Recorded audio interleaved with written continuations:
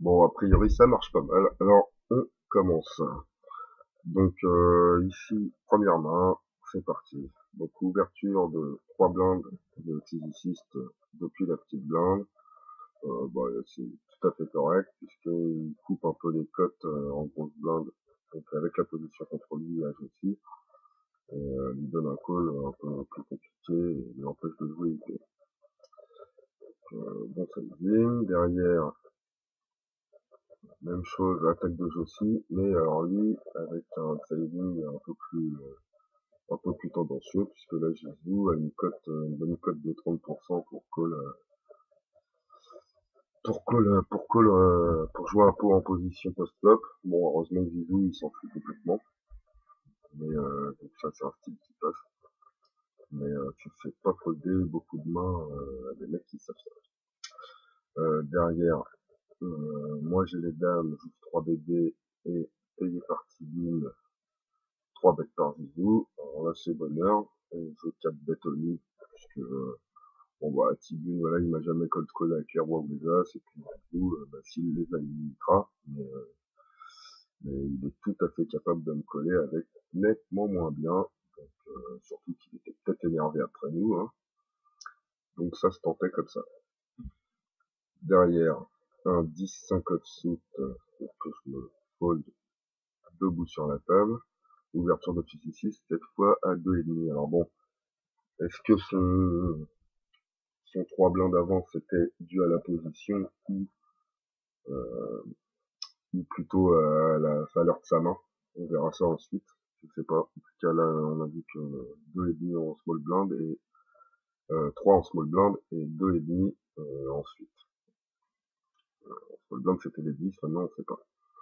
Donc ça gagne. Il a une image assez serrée, même si on voit là sur ses stats qu'il est pas si serré que ça, en tout cas pas online.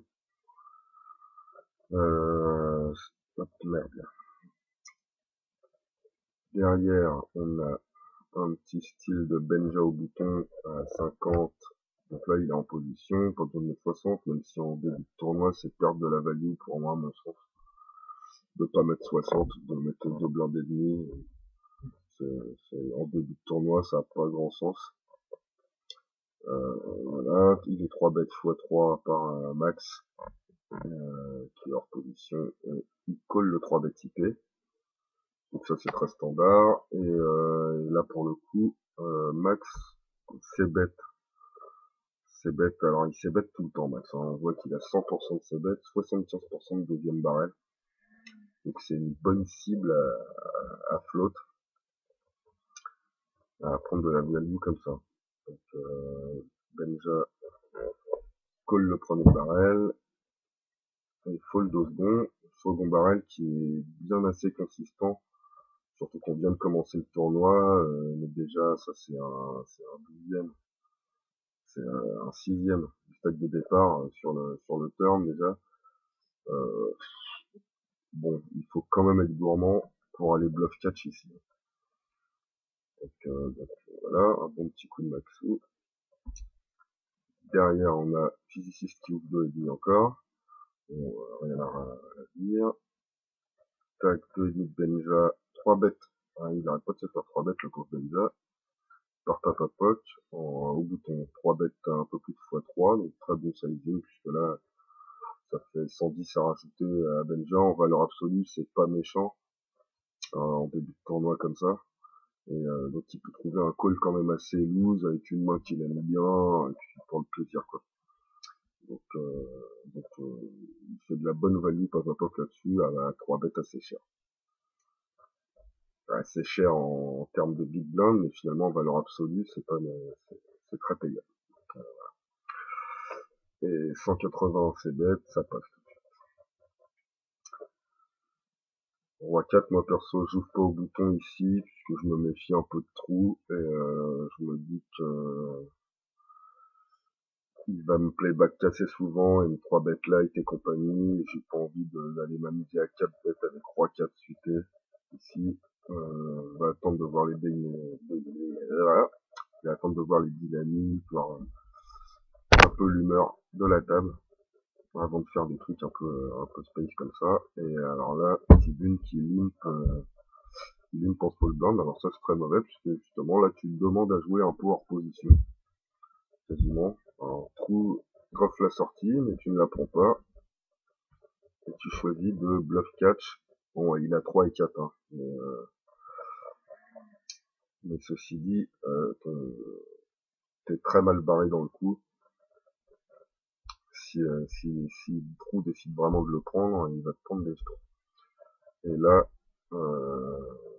il effectue son c-bet, normal, un peu faible, ce qui t'offre un call facile, juste pour le plaisir, hein, en gros.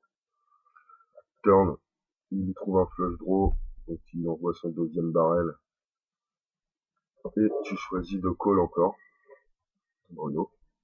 Bah écoute, tu penses qu'il est à l'ouest, ok, mais ça peut vite monter.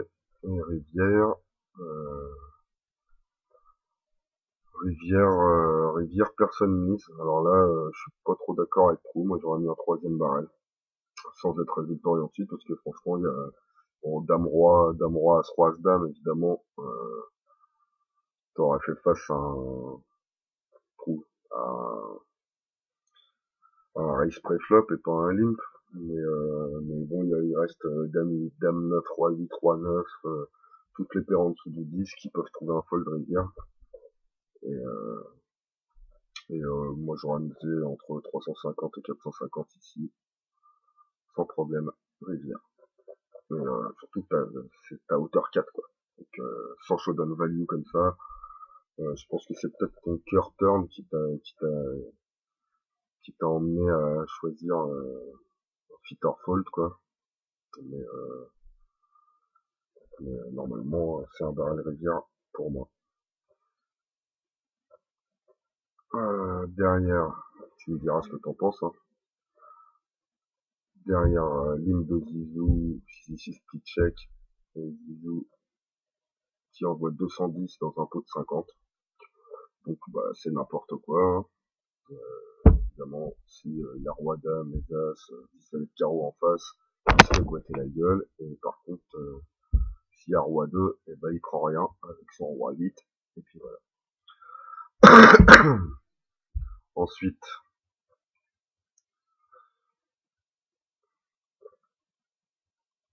alors Tibune qui ouvre les 10 à 3 blindes. Donc un raise là, pour moi, au moins hyper pot de value. Et 3 bêtes tout de suite par trou avec les valets au bouton. Donc pas de bol.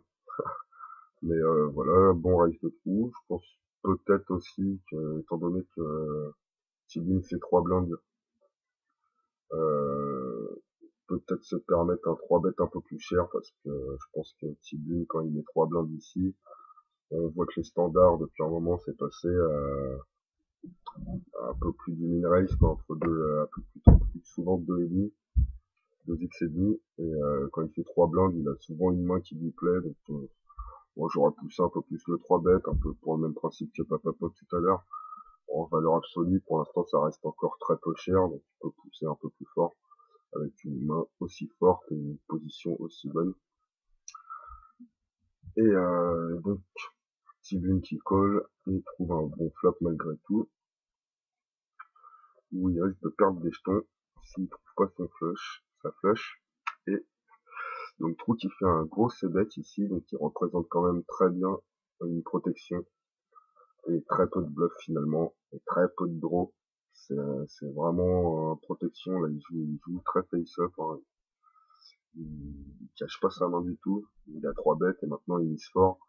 Et tu dois vraiment me dire que là tes 10 ils sont pas au mieux, même si t'as trouvé ça. Bon, ceci dit, t'as encore une main trop forte pour fold sur une valeur comme ça, et sur ce pot. Mais ici au turn là, quand il mise 680, voilà, 680, il est complètement committé au pot. Et ici tes 10 ils ne valent plus rien, tu ne joues que le flush draw. Donc là, tu dois trouver un fold ici, je pense. Et les 680 là, tu dois les économiser, parce que de toute façon, je veux dire, la Trou il se commet pas en slip, quoi. Je veux dire, c'est obligé, tu bats vraiment qu'un œuf, et un œuf, il miserait pas autant. C'est quand même un 3 bet de pot, il a quasiment tout le temps overpair quand il fait ça. Je veux dire, c'est vraiment évident. Donc ici tu payes, c'est une belle erreur je pense. Et ceci dit, je dis pas que je l'aurais pas fait l'erreur. Hein. On a vraiment très envie de call, mais c'est une erreur évidente. Et rivière, le roi paralyse tout le monde, et ça check, check, et trou aurait peut-être pu en prendre un peu plus, mais bon, si tu pouvais avoir flush draw avec le roi de trèfle, donc c'est un bon fold aussi, ou avec as-roi, un trèfle, donc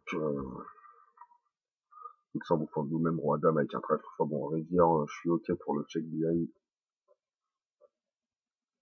un autre move serait mauvais. Derrière, Benja qui ouvre les 6 UTG, donc je 3 bêtes. En gros, c'est un 3 bêtes d'isolation, hein, c'est histoire qu'on soit pas 15 dans le pot, on a 10 en grosse blinde.